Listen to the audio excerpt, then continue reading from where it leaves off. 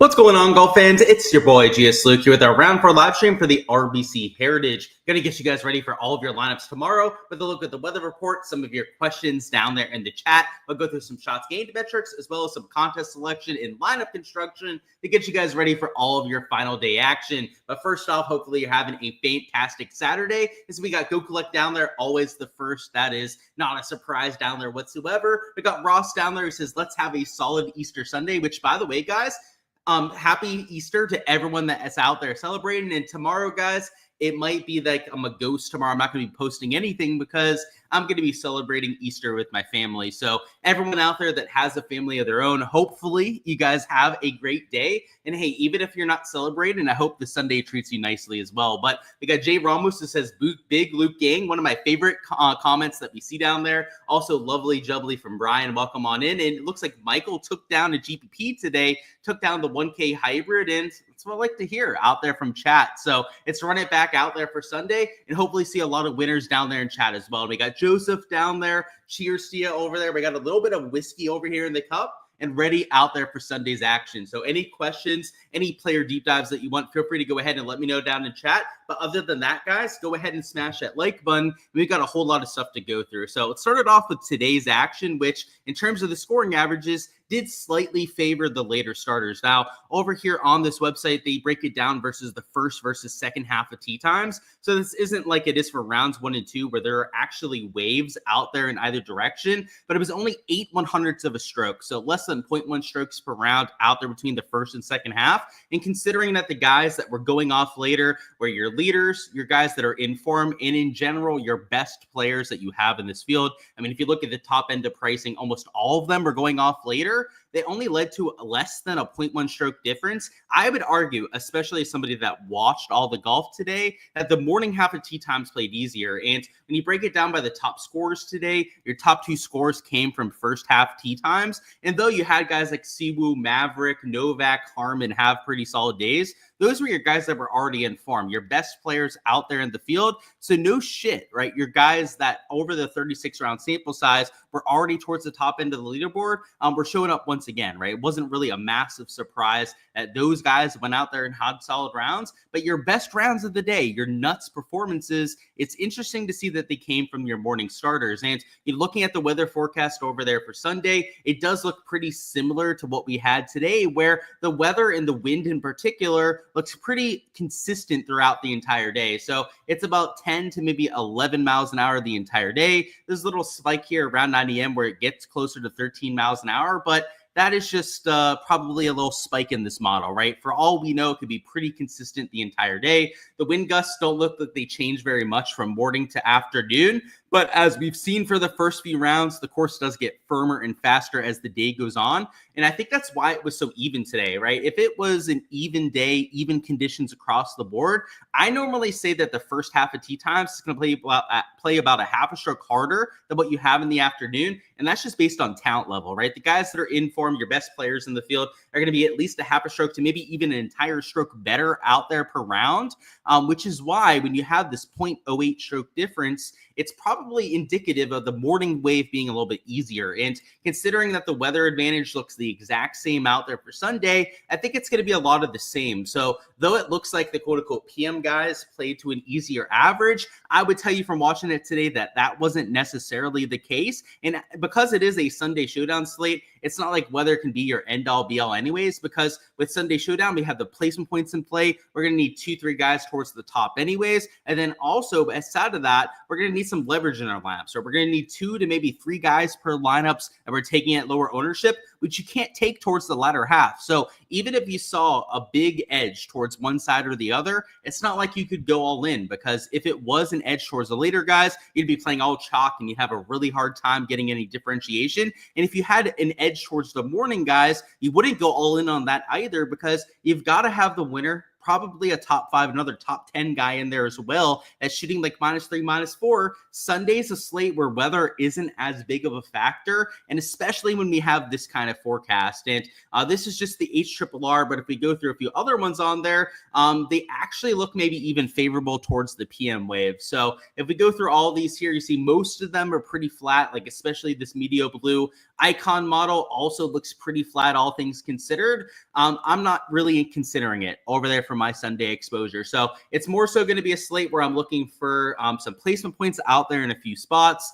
Because it's this kind of slate, I'm probably looking for like 2-3 placement point guys out there per slate, and then probably at least 2 to 3 leverage guys per slate. And, maybe there's 1 to 2 guys that are about average ownership mixing in between, but a lot of that is going to depend on the kind of contest I'm entering. If it's going to be cash, it's probably closer to 4 guys towards the top, right? That's where you're really prioritizing that projection. Whereas in large field GPPs, it's going to be 2 to maybe 3 guys that I'm taking with some ownership to try and get those top 5, top 10 placement points. So this kind of slate is pretty typical of what we get out there on Sundays. No real weather edge to go out there and bake in, but what we'll talk about over here over the next 5-10 minutes is some of the shots gained metrics that you can look at, as well as any player deep dives that you want. So anyone you want me to go ahead and look at the shots gained metrics with, go ahead and let me know down there in chat. But after we get through this section, we're going to talk about some of the DraftKings stuff, including the contests available out there for Sunday, as well as what you should be thinking about when building lineups, which we've kind of already hinted at a little bit. You're going to want to start with your guys towards the top end of the board, and then afterwards, try and find some of those leverage plays. So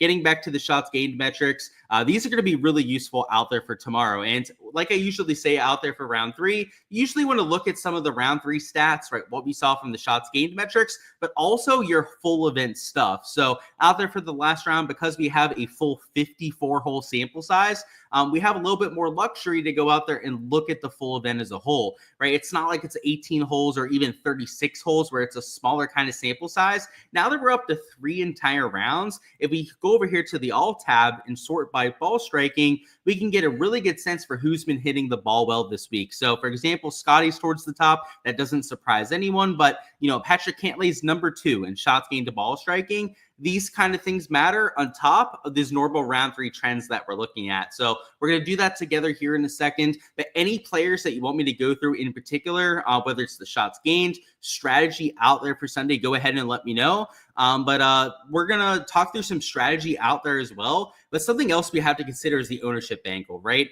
And to go ahead and sort this by positioning just one more time, because it is Sunday Showdown and you have the placement points in play, I mean, rounds 2 and 3, you already have a lot of bias towards the top end of the board here. But in Sunday Showdown, because you have the placement points on top of that, these guys, in like especially Sibu, I've got well over 35% ownership, but everyone that's in the top 10 over here, so everyone that is T9 or better, I mean, you're looking at 15% plus ownership. And, when it's a player like Justin Thomas, it's probably 30% ownership.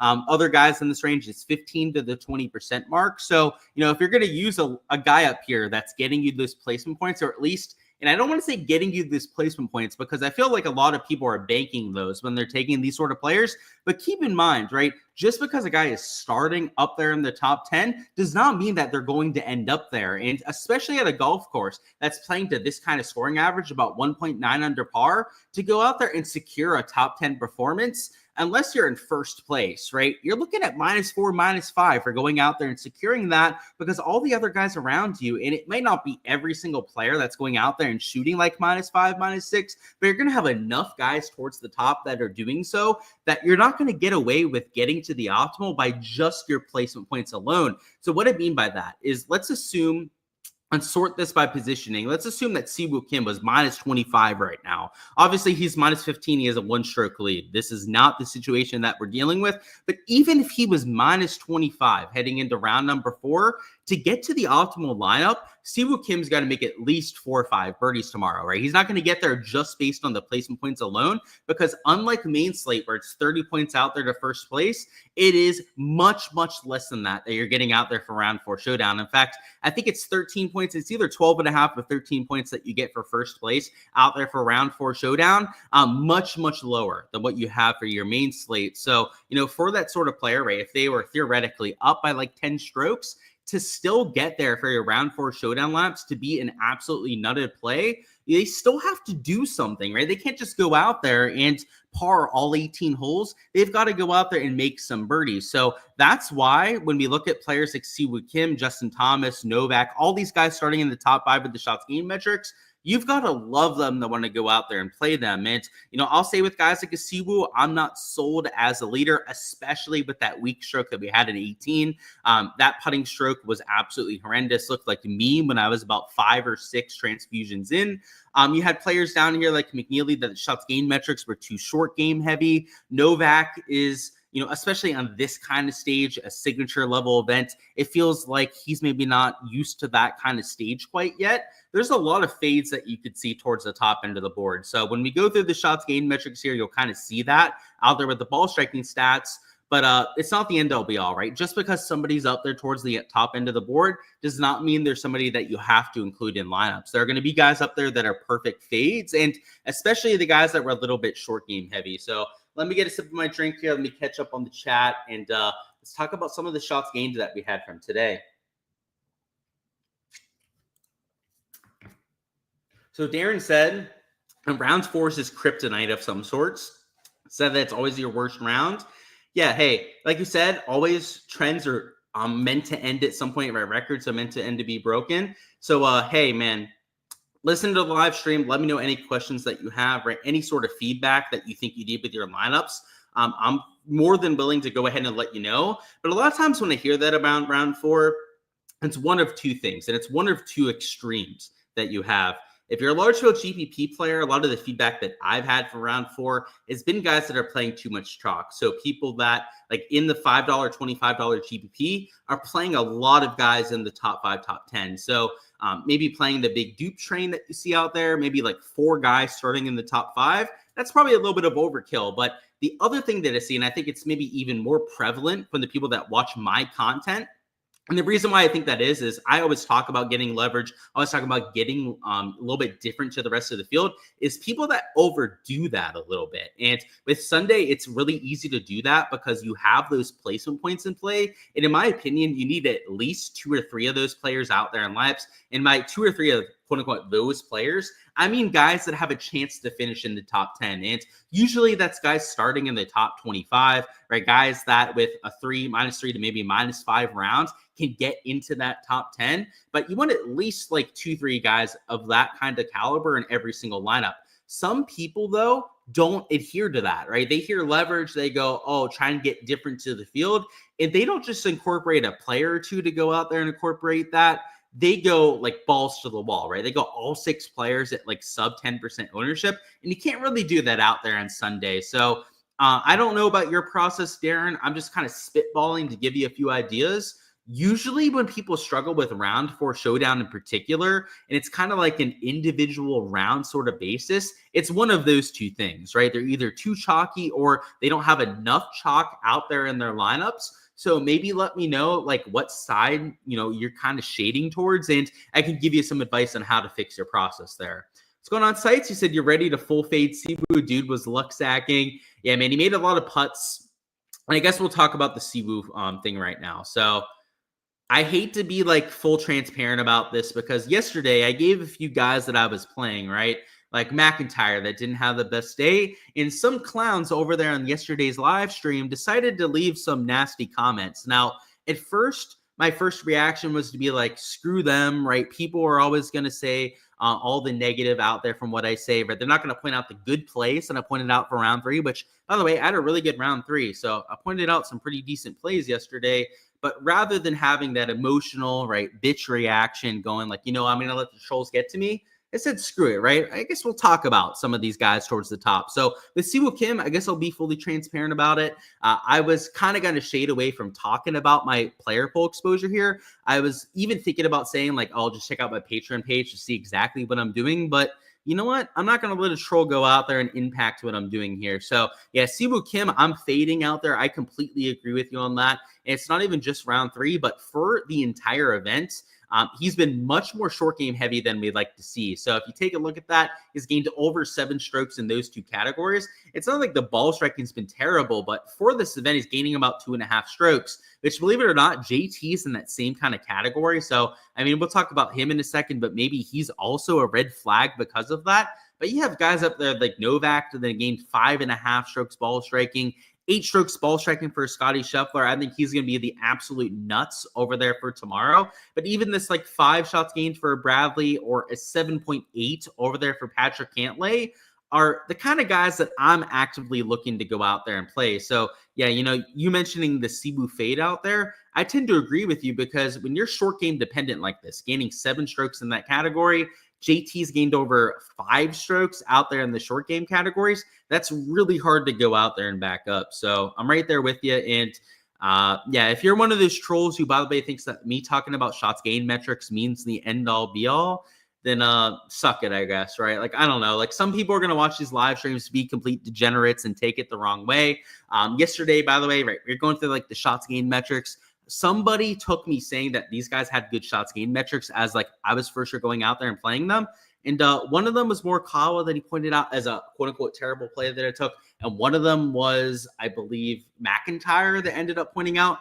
First off, Morikawa didn't play, right? That was a guy I avoided because of the ownership. So I don't know where he got that one from. And McIntyre, yeah, sure, I used him, but he was like 6% owned out there in GPPs, right? He was just a kind of flyer play that I was hoping to get right. And yeah, sure, I got it wrong. I'll admit that, right? He was a flyer play that ended up being a dud today. But like, if you're going to be a troll like that and post that on pieces of content that are free like this, just know that like, you're the one to blame in that situation. Like, I know you're looking for a scapegoat, a little bit of an out, that sort of thing. But on these videos, I don't give plays, right? I give my perspective on people. We talk about the shots gained metrics, et cetera, et cetera. Just because I say I like somebody here, and which, by the way, I may have said I liked Morikawa's shots gained metrics yesterday, which might have been true. I thought he had decent shots gained metrics heading into today, but he was donkey chalk. Like, he was one of the higher end guys that you had out there on the slate. And in fact, actually put out a tweet on my Twitter showing the top end of the board, and he wasn't in my player pool, right? So if that guy would have saw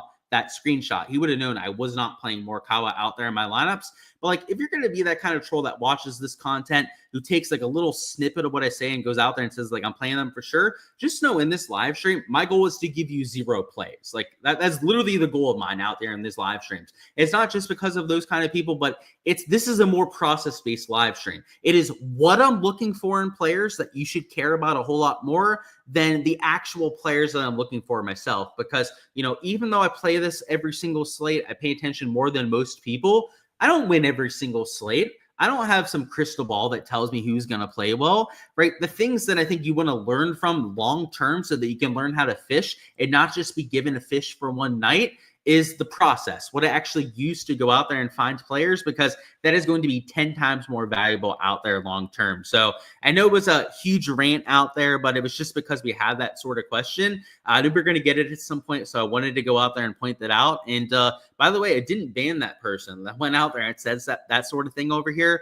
You're perfectly able to go out there and comment again, but hopefully you reflect on what you heard over there and think otherwise, because on these live streams, and you can go back to the tape yesterday, didn't give you one quote unquote play. There was literally not one section of that live stream where I told you have to go out there and play that sort of player. Like there's a reason I avoid that, right? Like there are a bunch of degenerates out there that just like watch these live streams, think I'm just going to give them the absolute nuts. Right? If I had the absolute nuts, I'd enter it myself and win the large field GPP, right? Like have some common sense, right? Don't be an absolute moron out there and leave those sort of comments, because it's not even like I get rattled by them. It's more like I feel bad for the person that's leaving it, because it's like, what is going through their peanut-sized brain that makes them comment that sort of thing? So we'll leave it at that. Let me see if there's any comments when it comes to the shots gained metrics. But the first thing I want to go through some of these ball striking properties. We talked about some of the top guys here, like a Scotty Scheffler. But the main thing I'm looking for out there with some of these shots gained puppers, especially for the round 3 stats, are guys that weren't carrying themselves out there with the short game. So this is just for round number 3 that we're looking at now. If Will Zalatoris towards the top end of the board here, he had a pretty decent short game day and also one of the lowest rounds of the day. But like Justin Rose, for example, was a much more pedestrian round, but the ball striking was the second best of anyone in the field. The reason why it wasn't a whole lot lower was just like it was for round 2. And just to show you this over here for Justin Rose, he lost 4 strokes putting over there in round 2. And I mentioned him as a potential short game regression candidate. Now, you may say that, or some would maybe say that 2 shots gained into the negative would be regression back to the mean, right? Because he didn't lose quite 4 strokes to the field. But even him losing this, even this 2.2 strokes that you have between these 2 categories is surprising out there for Justin Rose, right? He's a pretty good short game player, somebody you wouldn't expect to lose all those strokes. Those are the kind of guys that I'm looking for at these ball striking categories, more so the Justin Roses than those guys like Billy Z that got a whole lot of out of their round. So, for example, like Patrick Cantlay had a good ball striking day, but didn't gain all that much with the short game. Matt Fitzpatrick, a past winner at this event, also had that same kind of stat profile. And you can say that about a Scotty Scheffler, also an Andrew Novak. We're mostly ball striking heavy out there, but their shots gained metrics. A Keegan Bradley fits that same sort of mold. And I'll say that out of those like 6 or 7 players that we just talked about, I'm playing all but one of those guys out there in my lineups. And the only one of those 6 that I'm actively avoiding in my lineups is somebody that is relatively chalky and towards the top end of that leaderboard. So these shots gained metrics are a good way to go out there and find that, but it's not even just the round 3 stuff that we just went through there. You can look at off the tee. You can look at just regular shots gained approach as well. But that full event stuff that we were mentioning a little bit earlier is also a really good way to take a look at your entire player pool. And out there for round 4, my process is a little bit different than rounds 1 through 3. Rounds 1 through 3, I have 4 categories that I'm looking at. Ball striking, short game regression, course history, and then also high upside players. Those are the 4 things I look at for the first 3 rounds. The last round, I look for some placement points. So guys starting up there towards the top. That's trying to get those top 5, top 10 players, and then also full event ball strikers. So that's something that I actually added out there for this event in particular. So why I have 6 categories as opposed to 5. But guys that over the entire event have been ball striking it over the 3 rounds are players that I'll take a shot on. And the kind of guy that I'll add to the pool because of that, I'll give you one example of it, would be an Akshay Bhatia. And the off the tee could have been a little bit better, but he's gained 8 strokes approach this week. He's one of the best players. In fact, I think the best player that you have on the field when it comes to the iron play. And you can see over here, he's lost over 5 strokes short game over there between the around the green and the putting. So these sort of guys that have kind of proven it over 54 holes are also worthy of adding out there to consideration. And your process out there for building a player pool should be multi-pronged, right? It shouldn't be only like one category that you're looking at. In my case, it is 6 different specific things that I'm looking at out there for my player pool. Your own process, it doesn't have to be that exact same set of 6 things, but have a process, right? Don't just be like picking names out of a hat. You should have some guys towards the top end of the board that you're going out there and playing, but you should also have a process out there for tomorrow where you're going out there and attacking guys that are giving you that leverage. They're towards the middle to the bottom end of the board. And for me, that's like the course history guys, high upside players. That's a really good way for me to target the bottom end of the board. And then also some of those full event guys, right? Like what you had there with Akshay Bhatia, where maybe round 3 wasn't their best stuff out there today, but rounds 1 and 2 were so good with Akshay that they're going to pop out there for the full event stuff. So that's what I'm looking out there personally, out there in my player pool. And as you'll see over here in DraftKings, we're going to incorporate that over there with our lineup construction as well. So we got some Woodland and some Woodland Reserve whiskey. I thought you said Woodland, but Woodford Reserve whiskey over here. It's some 4 roses that we have here ourselves. You're shit at round 4. You need some strategy change. Just let me know what you're leaning towards, Brian. So are you somebody that plays a lot of chalk or somebody that doesn't play enough of chalk? I can give you some feedback there. And yeah, I know no placement points over there. Okay, that kind of changes things. Does Morikawa show some resolve tomorrow, or does Morikawa show up? That's the question, Hart, right? If anyone had a crystal ball, I guess they'd be able to tell you that out there with Morikawa. I would say, though, that it's like 50-50 on him. Like, he doesn't seem like the kind of guy that has a lot of mental strength. You've seen him kind of crumble on Sundays before. So especially with the fact that a lot of your top end guys like Scotty, Justin Thomas, Russell Henley are up there that I like with placement points, maybe not my favorite play. 4 of the top 5 guys all had back-to-back -5 or better nuke rounds. Apart from JT. Yeah, I noticed some guys up there had decent rounds, but that's just a 18-hole sample size. So I don't know if I really care about that all that much, to be honest. Sleeper value play. So we're going to look at props later on, Jay, but this is the DFS stream. So make sure to tune into the prop and betting live stream later tonight, which, by the way, guys, that's going to be at 9 p.m. Eastern time on my YouTube channel for all that sort of stuff. You went 5 guys from the first 3 tee times and Scotty and then took it down. Look at that. So that's a good way of combining some chalk and a little bit of a weather edge. Now, that's kind of specific for round 3 just because you don't have the placement points, but good stuff, right? Taking the live stream and the info from that and taking something down. You're looking for all 4 days winning in Showdown. Had 2nd, 3rd for Thursday, and then 4th on Friday, and then 13th and 15th today. It's a pretty good track record, man. Benny Ann was throwing darts. He absolutely was. He was the AM guy, like, poster child today. Just going out there and absolutely nuking. You're 11th and kick the nuts. You need a good Sunday. Yeah, I've got some good lineups up there too, Brian. Now, I'm in a bigger contest, so I'm not quite in 11th, but we'll see how it all works out. People need to own their own actions. They press enter. Yeah, man. I don't know why I even did that whole, like, spiel earlier. Like, it honestly didn't even need to happen. But, yeah, I mean, I've been doing this long enough to kind of know that, but people need to own that, right? And, like, especially on a live stream like this where it's free content, where I'm not even giving my plays, like, it's purposeful, right? If you want my plays, you want to know who I'm using, check out my Patreon page. Like, there's a reason for that, right? That's where my projections are. That's where my ownership is. Quite literally my 150 max exposure. That's where I post that, right? You can go out there and say that. But for, like, that guy, especially for him to say, like, oh, Morikawa, terrible round 3 play, I didn't even use them out there in my lineup. So, like, yeah, they've got to take some accountability out there. And that's all I'm going to say about it. We'll leave it at that. You've been playing guys in round 4 that had high scores in round 3. Hasn't been working. Yeah, you probably don't want to do that for the most part, Darren, because round 4, you need placement points. You're going to need guys that are up there in the top 5, top 10.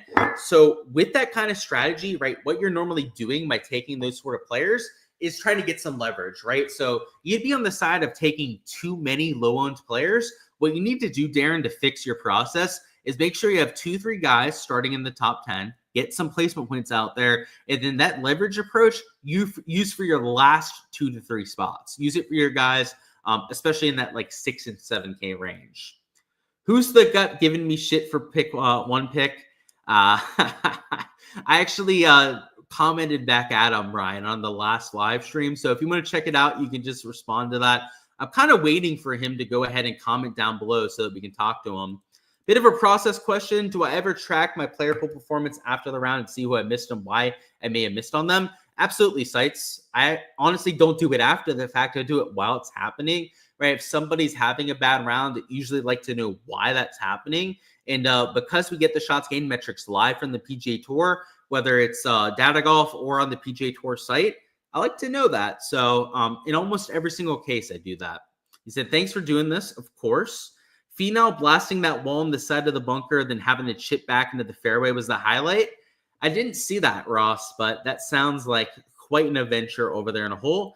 Fitzpatrick, sneaky pick. Okay, I could see it, Mac. I've got to say, he's won here before, so I don't think it's that crazy. Rose, great putter, but poor chipper. Seen him chunking in front of people many times. The stats would say otherwise, Brian, but yeah, he's a really good putter, that's for sure. You wished you believed in Kawa? Yeah, I don't know if I necessarily do myself. Morikawa folded like an origami.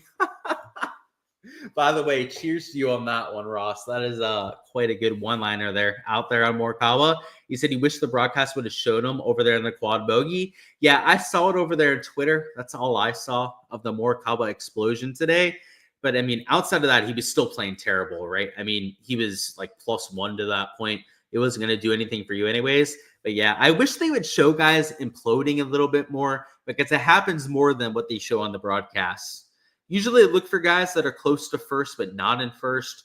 I agree with that out there for the last round. It's not even like just first place, man, but like in that 10th or 20th range. So guys that aren't quite starting in the top 10, you still need your guys to shoot -3, -4 to be an optimal play. Those kind of guys are going to be lower owned than they should be because they still got a decent chance to go out there and shoot that -3, -4 round. In fact, compared to the guys in the top 5, top 10, they've got about the same chance to go out there and have that sort of round. And the only reason why the guys up top are getting more ownership is because they are starting in the top 5, top 10, which I feel like a lot of people when they're playing Sunday Showdown don't really think about this aspect. But just because you're starting in the top 5, top 10 does not mean you're going to finish there, right? If you shoot even par, you're not finishing in the top 10, right? Unless you're Siwoo Kim starting in first place. If you're shooting even a -1 round, starting in like T5, something like that, that doesn't guarantee you those placement points. So, yeah, man, that's why you want to look a little bit further down the board, and that is a massive part of the process.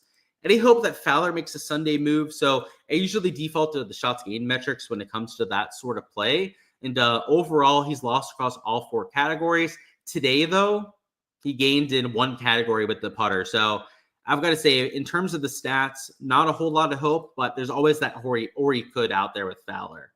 How do we see tee times? So they're over here on the PGA Tour site. So if you go to the PGAtour.com, click on leaderboard over here, your next thing you want to click on is the tee times tab, and you'll get that over there for the final round.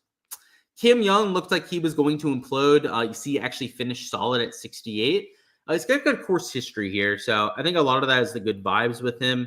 You usually go to 3 top 10s and to 15s. Okay, that makes sense out there with Showdown, and then 3 chasers. That's a good blueprint, I would say, Brian. But like at U.S. Opens, you might want to make that 4 guys towards the top and then 2 chasers. Whereas if you're at like a birdie fest, like let's say a Rocket Mortgage Classic, you might want like 2 guys towards the top and then 4 chasers. So don't use it as a blueprint every single week. Straka saved you. What a finish. Yeah, man. He had like, -6 his last 6 holes. I got to say, though, Mac, I did bet against him for his strokes prop today, so I'm a little bit salty with him hooking me by 0.5. And then he said, you want to see Novak win? He's got that dog in him, that terrier. Yeah, he's from the Wolford Terriers. So I see that reference that you went with there. I don't know. He's got a chance to do it. I think he's a good guy. He's one of the guys that kind of deserves to win towards the top. But we'll see, man. It's a big stage, right? It's one of these signature events. It's kind of hard to break through in one of those, but and shots gained profile today was favorable. 3 shots gained to ball striking, was neutral over there with the ball short game stats. I got to say, he sets up well. That's for damn sure. Alrighty, let's talk through some stuff over here in DraftKings. So in terms of contests, they're a little bit bigger than what we had for rounds 1 through 3. You can see that here with the 555. So instead of 150K, it's 200K total, but still extremely top heavy. So not the kind of contest that I'm looking to play in. The big $25 GPP is a 5th over there to first place. So a little bit less top heavy than rounds 2 and 3, but still not the best payout structure, just a little bit too top heavy for my liking. The big $250 4max is the exact same as what you had for round 3. So nothing really to talk about there. There's no change out there from day to day, but this $100 single entry is a little bit bigger than what we had for round number 3. So rather than 25K, this wasn't as 30K out there for a prize pool. It's still pretty top heavy, not as top heavy as what you had out there from round number 3. But always a solid contest to go out there and enter. And whether it's the big long drive or even the smaller long drive, that's a 10K prize pool. The big drive the green is a 6th over there to first place, which is better than what they had out there for round number 3. But this payout structure is also a little bit top heavy. So these large field GPPs are probably the contests that I'm going to be avoiding out there for tomorrow. I'm more so going to be looking at things like the $100 single entry, maybe contests like the $10 18 max, which let's see if they have that posted. They do over here with a full round special. That's going to be something that I go out there and max enter. The $100 single entry, maybe the $12 single entry. So that's the albatross that you see right there, or the $33 single entry that they have on there as well, are going to be the kind of contest that I'm looking to enter. And the reason for that isn't that they have some like flashy prize pool over there to first place. But if you want that, I guess enter the big sand trap, right? Enter the big $5 drive the green where you have 10K to first place. The unfortunate part is that everything other than first place in those contests is going to screw you, right? Especially when you're entering against like 10,000 to 15,000 other people. Whereas in this kind of contest, this is the $33 single entry. You've got less than 500 people to enter against. In fact, about 350 out here in this kind of contest. And anything in the top 5, and you're looking over a 10x profit over there on that sort of entry. So that's why I'm entering those sort of contests. And, it doesn't just have to be one entry you're going with, right? Though they are single entry contests, I'm going to have multiple different lineups that I'm using that I'm spreading across different kind of contests. So that's how I enter out there for round 4 showdown. What you might see from some people out there in their process is taking like their $100 and entering 20 lineups into the big $5. If that's you, you'd be much better suited off taking that $100 and putting it in the $100 single entry. And maybe you're somebody that puts 20 lineups out there into the big $25, right? Putting out $500 per slate. Maybe take 150, put it in the $10 18 max, put $100 out there in the single entry, $12 single entry, $33 single entry, that sort of thing. And that's going to put you at like $400 or something out there for entries, and take your rest of your money, your $100 or whatever, and maybe enter a few other single entries out there for Sunday's contest. Doing that rather than just putting them all out there into the lottery, trying to win these massive prize pools to first place is going to do massive things for your long-term ROI. So maybe just consider that out there in your process, is trying to enter more sustainable contests because that is always a key out there for winning long-term. In terms of your lineup construction process, a lot of this comes down to the placement point aspect, where you want 2 to 3 guys that you're taking towards the top. And a lot of this depends on the contest that you're entering. I'd say in the large field GPPs, 2 to 3 is a good way to go with. But single entries, you might be able to get it to 3 to 4 guys that you're taking towards the top. And the reason I say that is that in those smaller field GPPs, those single entries, as I call them, right, you don't have to beat as many people, right? You're not entering against 10,000 to 20,000 other people, so you don't have to have as much leverage out there in your lineup. So, for example, if you want to start with the Justin Thomas out here, use a Tommy Fleetwood at $9,200. Let's actually sort this by salary now, then find the third man in. We're going to throw in one more guy from the placement point aspect that also is getting some ownership. So we're going to go with JT Fleetwood and Victor Hovland as our 3 placement point players.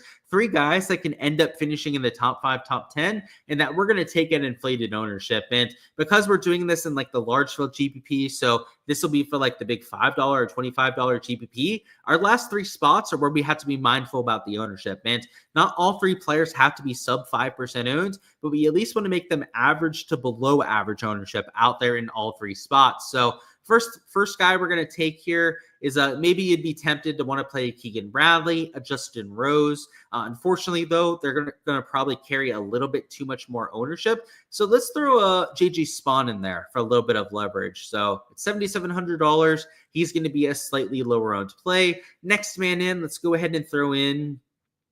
You'd want to take a Novak most likely because he's there at -14. But because we already have some chalk towards the top, it's maybe not the best lineup to go out there and do so. So for the sake of this one, right, maybe a Harris English would make sense, right? I'm not playing him in lineups, but this is just to give you an idea of a lower owned player. But let's say you really wanted to play Novak, right? Like he's the guy in the 7K range that you for sure want to lean on.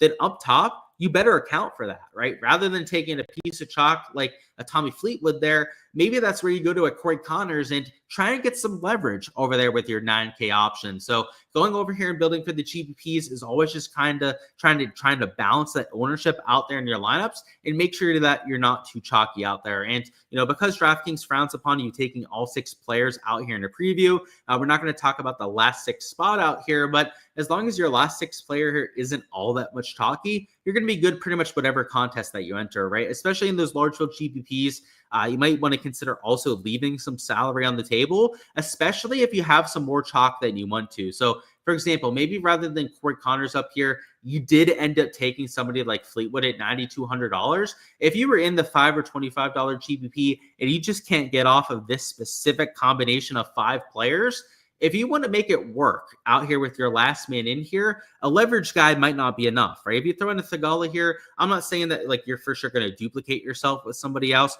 but you might not have enough leverage in this kind of lineup to get the job done.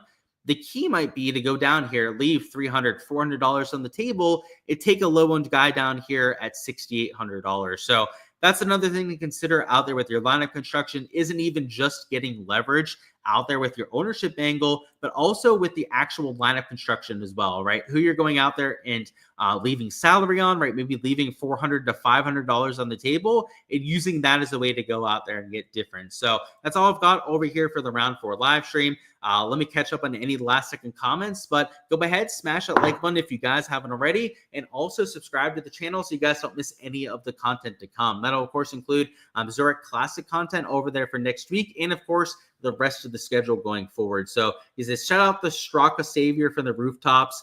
Yeah, he had quite an end to the round. I can't dispute that. Have no stats to back it up, but you like Fleetwood for tomorrow, just a little bit of a feeling. And hey, man, sometimes the gut feelings are the best plays that you can get to. So I'm not going to talk you off of that, Darren. And without saying too much, without spoiling my Patreon plays or my projections, that sort of thing, I tend to agree with you out there on a Tommy Fleetwood. Any thoughts on Aubert? You've been on him all week and nothing from him. So if you've been on him all week, Brian, I'd probably play him out there for tomorrow, because what normally happens if you do so and then you get off of an Aubert is that he'll nuke out there for round 4. So if that's been you all week, maybe use him again. But I will say, just from like the third person standpoint, not the best play when it comes to the stats. Do I consider the round 4 average scores as an indicator?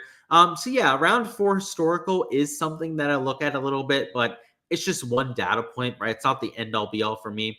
He said, thanks a million, of course, comment. And he said, calling it now, Willie Z will be backing up a -7 with a -7.